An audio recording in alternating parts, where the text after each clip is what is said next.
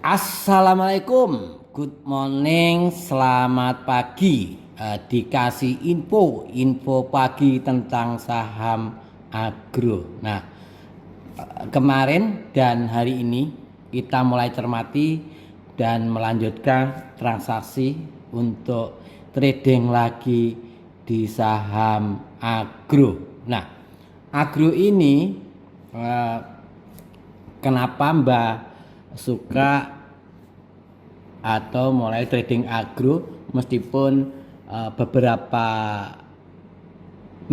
bulan lalu sudah cut loss karena salah posisi. Nah, biasa namanya harga saham kalau nggak naik ya turun, kalau ya sudah naik ya turun-turun, kalau sudah turun-turun ya akan naik lagi. Nah, itu sebuah harga saham itu akan eh, berfluktuasi sesuai dengan kondisi dan sentimen yang berkembang di pasar dan ekspektasi pelaku pasar. Jadi naik turunnya harga saham itu tidak tergantung dari fundamental saja, tapi itu dari ekspektasinya dan sentimen yang berkembang di pasar. Nah, kalau ngomong terkait dengan kinerja, mesti agro ini tahun lalu tahun 2001 itu entah itu di kuartal 3 atau bahkan di kuartal 3 itu dia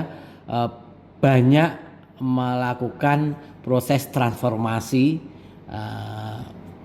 yang menjadi program perseroan atau induknya agro ini yang merupakan bagian dari grup BRI yang ditunjuk untuk menjadi bank digital atau untuk digital attacker kayak itu ya, itu sebagai digital attackernya. Nah, sehingga kalau bertransformasi itu sudah sewajarnya mengeluarkan banyak biaya yang akhirnya tercermin di laporan keuangannya yang kuartal terakhir 30 Desember itu agro itu akhirnya membukukan rugi bersih sebesar 3,09 triliun ya itu ya.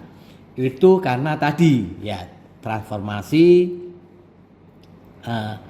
dan ditunjuk menjadi bank digital. Nah, kalau itu sudah terjadi kayak sudah mengeluarkan banyak biaya, tentu sinyal positif itu akan terjadi di kuartal sebelumnya dan memang dari Kementerian BUMN itu terus getol mendorong untuk agro sebagai anak usaha BRI Bank Plat Milas ini terus didorong untuk berekspansi dan menjangkau masyarakat yang belum tersentuh KUR. Jadi masyarakat pedesaan yang belum tersentuh KUR. Akhirnya agro ini juga bekerja sama dengan fintech yang berfungsi memberikan pendanaan dari segi distribusinya nanti, dan agro ini pula bersinergi atau dengan induknya BRI yang sudah memiliki jaringan merata sampai ke desa-desa atau bahkan agen BRI Link ini sudah punya 500-an ribu di seluruh Indonesia. Itu juga akan bekerja sama dengan ini apa namanya agro. Nah, tentu itu semua dalam waktu dekat ini di kuartal atau di tahun 2022 ini sudah menunjukkan hasil dari kinerja yang solid antara induk atau BRI, Bank BRI sebagai bank konvensional itu yang mensupport agro ini dengan agronya. Nah, sinyal positif itu mulai nampak di laporan bulanan mulai per Januari tahun 2002 itu labanya itu sudah ketahuan ya, yang tercatat itu sudah mencapai 7,89 miliar atau kalau kita bandingkan dengan periode yang sama tahun sebelumnya itu melesat 61,3% ya. Nah, itu. Nah, kemudian karena laporan keuangannya sudah keluar di kuartal 1, kita kalau ingin mencongak lihat aja di RTI itu siang kemarin itu sudah muncul di RTI. Jadi langsung kita lihat aja dari operating profit itu sekitar 107,86 miliar sehingga net profitnya sekitar 47,71 miliar. Nah, dari itu maka terlihat operating profit marginnya 34,57%, net profit marginnya 15,29%. Artinya normal, mulai tumbuh normal lagi. Nah, ini yang kita harapkan ya. Kalau ini yang kita harapkan, artinya ada sinyal positif dari kinerja sebuah perusahaan itu. Nah, sinyal positif nampak, sekarang mulai nampak nanti di kuartal 1, kuartal 2 dan selanjutnya. Nanti akan berkembang dan saya yakin sekali untuk agro ini. Nah, ya. Oke. Nah, kalau sudah seperti itu kita lihat, itu sinyal positif secara fundamental namanya. Tentu harus didukung, kalau kita ingin trading saham harus didukung dari data. Data apa? Data investor secara keseluruhan di agro ini. Kalau dilihat dari SRO itu, karena kita semua sekarang ini saham itu sudah dicatatkan secara digital, maka terlihat dari 99,65%, 85,7% itu dimiliki oleh investor besar, dan ini jelas berkepentingan sekali dengan perkembangan kinerja dari agro, dan retail hanya memiliki porsi 3,5% saja, sehingga turun naiknya ini mudah sekali di setting di markup. Nah, itu tapi itu hanya kita cermati seperti itu. Dari pencermatan itu nanti pasti timbul pertanyaan, Mbak, nggak usah banyak-banyak ngomong. Intinya waktu kapan yang tepat kita untuk membeli, itu aja, Mbak. Oke, kalau itu pertanyaannya, maka kapan sih waktunya yang tepat untuk membeli? Yaitu ketika harga itu sudah mendekati atau menyentuh area support, mantul dari area support. Beberapa minggu lalu sebelum area support itu menuju angka 960 sampai 1020 itu sudah Mbah tulis.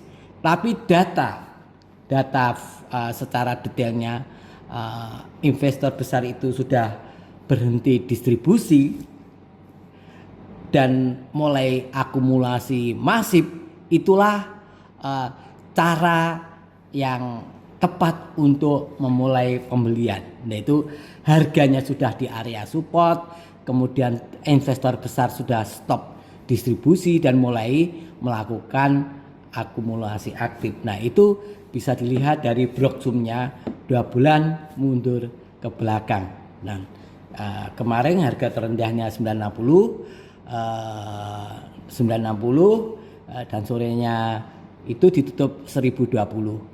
Dan itu mulai timbul penguatan pembalikan arah ke atas. Lalu kalau sudah pembalikan ke arah ke atas, oke, artinya apa, Mbak? Nah, itu yang namanya mantul dari support. Support sebelumnya adalah 850. Kemudian Mbak menentukan area supportnya yang untuk dicermati beli adalah 960 sampai 1060 waktu itu. Mungkin 3 minggu lalu. Nah, faktanya artinya cuma sampai 960 mantul, 850 enggak jadi tersentuh. Nah, lalu hari ini cek lagi siapa yang membeli dan siapa yang menjual. Kita lihat di 5 broker, yang terbesar membeli adalah BK dengan jumlah lot 36.000 dan AK 24.000. Tadi totalnya ini 60 ribuan ya kayak gitu. Kemudian disusul yang agak kecil-kecil HD 3 ribuan, LS 2000 dan MG 1800. Nah, lalu siapa yang menjual? Kalau dilihat yang menjual ini rata. Mungkin ratanya yang menjual ini karena for sale atau jual paksa atau memang ada saham lain yang lebih menarik. Nah, kalau ya dilihat ini yang menjual adalah NI 11 ribuan, YU 10 ribuan, SG 7 ribuan, kemudian HP 6 ribuan dan OD 5 ribuan. Artinya kalau teman-teman belum memiliki posisi. Kalau saya pribadi sudah cut loss ya, kapan waktu hari itu beli ketinggian, padahal di aturan trik cuan itu sudah ada aturan skema 50-70% itu 50% untuk saham yang tidak blue chip itu boleh mulai membeli, artinya kalau 50%-nya ada di 1020 ke bawah itu boleh membeli, dan ternyata benar. Ketika skema itu sudah di bawah 50%, belum sampai menginjak 35% itu mulai dibeli, karena di situ area support yang Mbah katakan tadi 960 sampai 1020 mantul itu boleh dibeli, dan benar sore kemarin tutup di 1020. Artinya bagaimana Mbah? Kalau saya cicil beli boleh? Nah, boleh cicil beli. Kemudian kalau yang ingin scalping, kalau sudah membeli di harga closingnya kemarin, kalau diguyur ya dilihat sinyalnya mantul belum. Kalau mantul ikuti beli. Nah, kalau ikuti beli mantul, kemudian cara menjualnya nanti untuk teman-teman yang ingin scalping, lihat candle 3 menitan. Di waktu di 1115 itu kalau bisa menjadi bid selama 3 menit kali 2, maka harga itu akan cenderung menuju ke 1180. Tapi kalau tidak kuat menjadi bid, nggak sampai tersentuh 1015, yang dibeli di 1020 atau di bawahnya saat mantul tadi bisa dijual di 1115, nggak nyantuh langsung dihaki untuk yang scalping ya. Kalau untuk scalping itu di situ nanti ternyata balik lagi Mbah. Kalau ternyata balik lagi menguat di 30 menit kali 2, ya dia kecenderungan untuk menuju ke 1180. Nah, itu kalau di situ ternyata tersentuh kemudian turun, ya silakan dijual di sekitar 1180. Tapi kalau bagi saya nggak mau jual cepat-cepat Mbak, ingin swing pendek, oke. Kalau swing pendek itu bisa semingguan itu atau 2 minggu itu target, bisa target atau angka yang krusial atau penting untuk divalidasi adalah angka jualnya sesuai candle D adalah 1235. Kemudian untuk swing pendek selanjutnya bisa, kalau masih menguat lagi, ada angka di 1345. Bagi teman-teman yang suka swing memang kuat dan sabar untuk hold, bisa ditunggu. Angka yang harus divalidasi selanjutnya sesuai target swing pendek adalah 1550. Kemudian untuk hari selanjutnya bisa swing pendeknya kemungkinan angka yang tersentuh adalah 1595. Nah, kalau swing sejati dan hari terus berlangsung, kinerjanya terus membaik, maka Mbah masih yakin harga itu akan menyentuh lagi di harga di atas kertasnya, yaitu di 2020. Saya Mbah Kiso, sebaiknya untuk teman-teman trading saja sesuai dengan sinyal dan kondisi di pasar.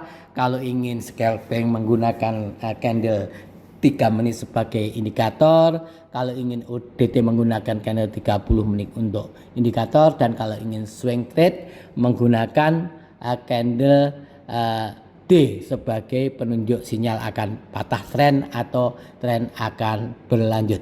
Saya Mbah Kiso Trik Cuan, apa yang saya paparkan bukan untuk mengaruhi transaksi teman-teman, tapi semuanya keputusan ada di teman-teman semua. Saya Mbah Kiso Trik Cuan, salam cuan bersama. Mbah Kiso.